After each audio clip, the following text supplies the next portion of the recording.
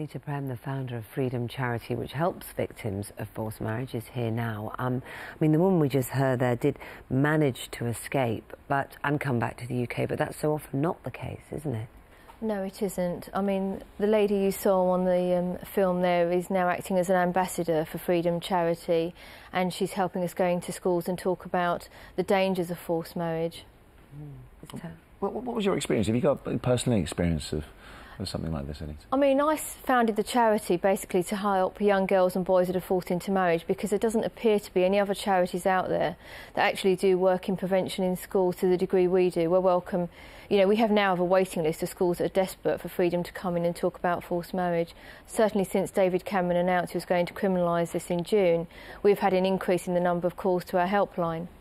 So it's made people feel more confident that the law would be on their side, even though, unfortunately, it's not yet in place, is it? It isn't yet in place, and hopefully it will be in place early next year.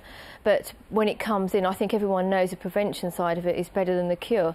I mean, you know, ladies like the girl in the film there, she suffered horrendous rape every night at the hands of her husband that she was forced into marry. So year on year, the campaign is helping improve matters. What's the message, the continual message that you guys are putting out there for women? I think the key message is this summer is a key time where young girls and boys will be taken abroad and forced into marriage. And if we can work with schools before this happens, inform the friend, the best friend, because that's who a victim would be telling, and they would know what the key signs are. But it's not fair that we're delivering to all the schools in the UK.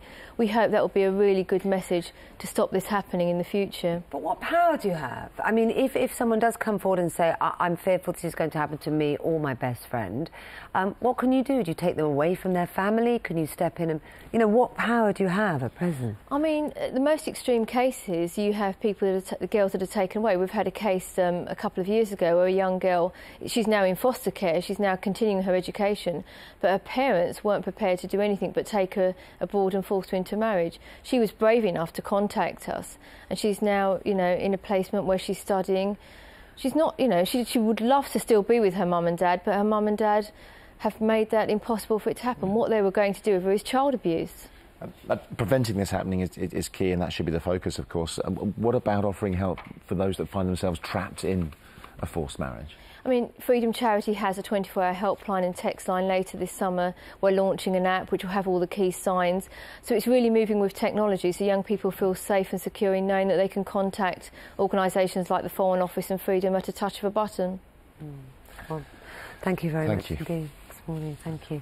Let's talk more about this. Amy Cumming, head of the government's forced marriage unit, is with us. Morning, Amy. And Aneeta Prem, founder of the Freedom Charity, which provides advice and support for victims. Like that young lady we've seen in the VT there, and I believe she's become an ambassador for the charity. She's helping us going into schools and spreading the message on forced marriage. And actually, if you do nothing about it, if you are forced into marriage, what the consequences are.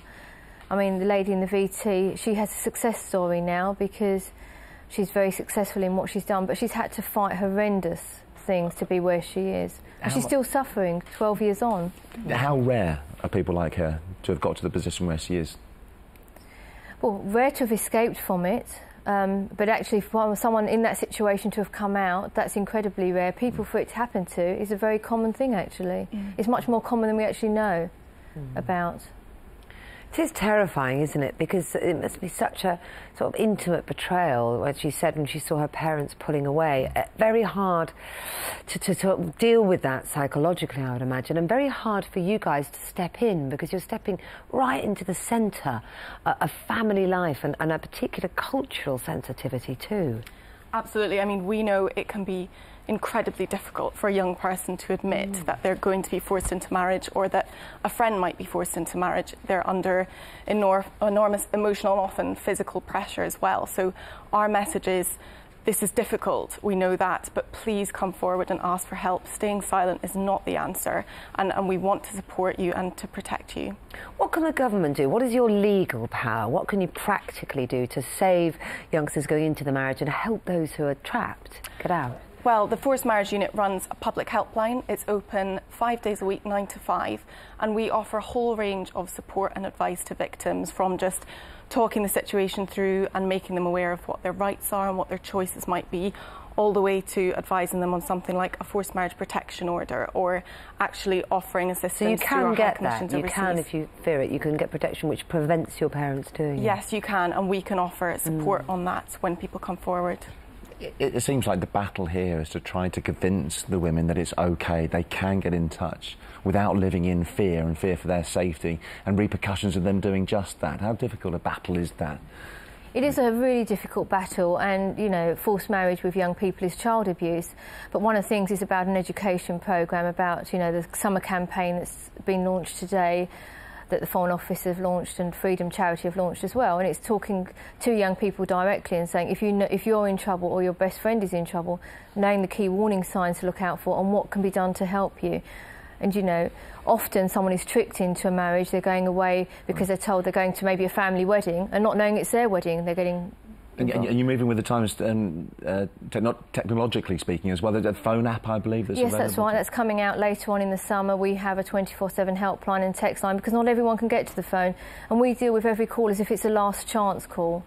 It might be their only chance to get in contact with either the Foreign Office or with charities like Freedom. Well, I'm sure it's good to know, there could well be people watching that are fearing the situation. It's good to know that they have rights, they have power, there is someone to turn to. So thanks very much for highlighting that again. Thank you very much indeed.